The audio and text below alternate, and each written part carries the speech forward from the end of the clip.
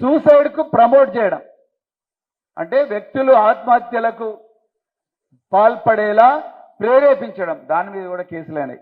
నిజంగా పట్టభద్రుల ప్రతినిధి ఇలాంటి కేసులు పెట్టుకొని చట్టసభలో కూర్చోవాలని మీరు అనుకుంటున్నారా? గట్టిగా చెప్పండి. ఆకలైతున్నదా? ఆకలైతున్నదా? ఇట్లాంటి అభ్యర్థి కావాలనా? మీకు కావాలా? మిత్రులారా, ఇంకా మరోవైపు రాకేష్ రెడ్డి, నేను ప్రేమేందర్ రెడ్డి గురించి మాట్లాడి నా సమయాన్ని వేస్ట్ చేసుకోను, నా విలువైన సమయాన్ని వేస్ట్ చేసుకోను. రాకేష్ రెడ్డి గురించి మాట్లాడదాం. ఈయన చదివిన ఇన్స్టిట్యూట్ చూడండి, తల్లిదండ్రులు వంగపాడులో, రైతు కుటుంబం. ఈయన విజ్ఞాన్ యూనివర్సిటీలో, విజ్ఞాన్ కాలేజీలో చదువుకున్నాడు. State ranker. మన ప్రతి తల్లి బిడ్డ గర్భంలో ఉన్నప్పుడు నా బిడ్డ అందరికన్నా బాగా చదవాలనుకుంటాం.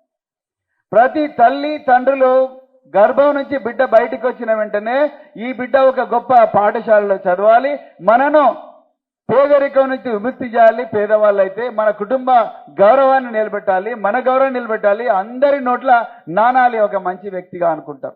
ఈరోజు ఆయన స్టేట్ ర్యాంకర్గా 10th క్లాస్లో పాస్ అయ్యాడు, ఇంటర్మీడియట్లో పాస్ అయ్యాడు స్టేట్ ర్యాంకర్గా. అక్కడి నుంచి ఈయన మామూలు కాలేజీకి పోలేదండి, బిట్స్ పిలానీకి పోయిండు. అంటే ఐఐటీల తర్వాత ఈ దేశంలో ఏదైనా గొప్ప యూనివర్సిటీ ఉన్నదంటే అది బిట్స్ పిలానీ మాత్రమే. దానికి కేవలం 2 క్యాంపస్లు ఉన్నాయి ఈ దేశంలో, ఒకటి పిలానీ రాజస్థాన్, రెండవది హైదరాబాద్. బిట్స్ పిలానీ మదర్ క్యాంపస్లో చదివాడిన రాజస్థాన్లో, మామూలు విషయం కాదు. నేను అందుకొరకే చెప్పిన, ఒక విద్యాలయం యొక్క గొప్పతనం తెలుసుకోవాలంటే అందులో చదివిన విద్యార్థులు ఇప్పుడు ప్రపంచంలో ఎక్కడున్నారు అనేదే విద్యాలయం యొక్క గొప్పతనం తెలుస్తుంది. ఆ బిట్స్ పిలానీలో చదివిన స్టూడెంట్స్, నేను ఒక్కరిని కలిసిన, అందరిని కలవలేకపోయినా కానీ రాకేష్ రెడ్డి కాకుండా ఒక 3గురిని కలిసిన. నేను పోయిన సంవత్సరం అమెరికా పోతే అక్కడ ప్రశాంత్ పాలకుర్తి అని, మన తెలంగాణ బిడ్డనే, మహబూబాద్ ప్రాంతంలో పుట్టిండు ఆయన. ప్రశాంత్ పాలకుర్తి వాళ్ళ సిస్టర్ పునీత సాగర్ నా క్లాస్మేట్, నాకన్నా 1 year సీనియర్ అగ్రికల్చర్ యూనివర్సిటీలో. ఆ ప్రశాంత్ పాలకుర్తి ఆయన ఇంటికి పోతే నా ఫ్యూజులు ఎగిరిపోయినాయి. అమెరికాలో బోస్టన్ మహానగరంలో ప్రశాంత్ పాలకుర్తి 3 ఎకరాలు 2 ఎకరాల విశాలమైన ప్రాంతంలో పెద్ద మ్యాన్షన్ కట్టుకున్నాడు, బంగళా. మామూలు కుటుంబం నుంచి వచ్చాడు, బిట్స్ పిలానీలో చదువుకున్నాడు.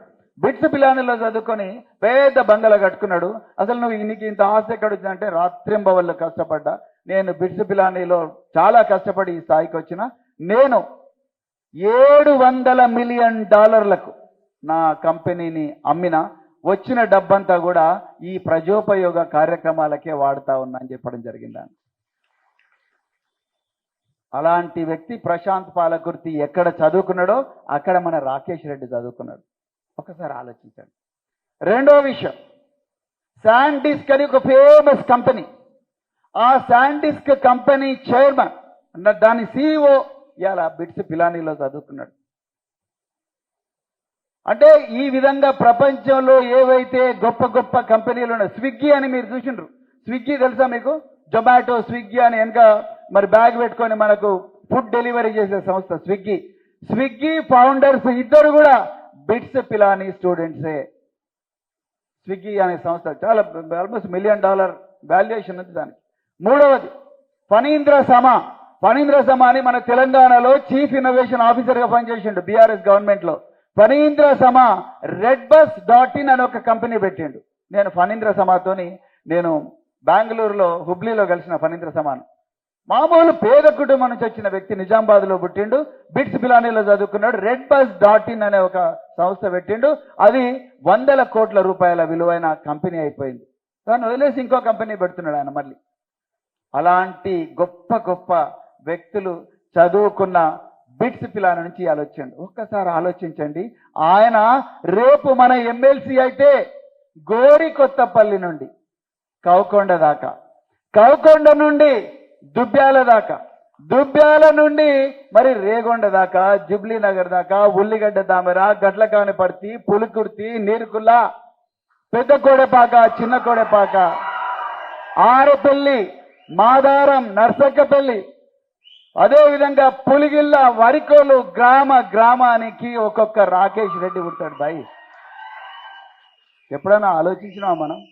అరే క్యూనీస్లో పొద్దున 8 గంటల నుంచి 9 గంటల వరకు వాని విని తిట్టడానికే అన్ని వ్యూస్ వచ్చిన. అరే మళ్ళీ ఇట్లా చెప్పిండు, మళ్ళీ అట్లా చెప్పిండు, ఏం చేసిండు, అది చేసిండు, ఊకే అది చూసి 2 నిమిషాలు సంతోషపడతాం. దాని తర్వాత ఏమవుతుంది? పోలీస్ కేసులు అవుతాయి. అర్థమైందా? మన బిడ్డలు ఈ విధంగా గొప్పగా కావాలంటే ఆ బిడ్డల గురించి ఆలోచించే వ్యక్తిని చట్టసభల్లో కూర్చోబెట్టాలి. ఆయన అక్కడ పోయి క్రిమినల్ ఇంటిమిడేషన్ గురించో, ఎక్స్టార్షన్ గురించో, కిడ్నాపింగ్ గురించో, ఫేక్ వీడియోలు తయారు చేయడం గురించో, మహిళల బొమ్మలు తీసుకొని వాటిని మార్పు చేసి సోషల్ మీడియాలో వైరల్ చేయడం గురించో మాట్లాడాడు. మీడియా కంపెనీలు పెట్టే విద్యార్థుల గురించి మాట్లాడతాడు. ఒకసారి నేను సూసైడ్ చేసుకున్న విద్యార్థుల కుటుంబాల దగ్గరికి పోయినా, నేను నిరుద్యోగుల కుటుంబాల దగ్గరికి. ఎంత బాధ ఉంటుంది. వాళ్ళ సూసైడ్ నోట్స్ చదివితే బాధ అనిపిస్తుంది. నేను ఈ విధంగా కావాలనుకున్నా, ఆ విధంగా కావాలనుకున్నా, కానీ మమ్మీ డాడీ దయచేసి క్షమించండి, నా వల్ల కావడం లేదు.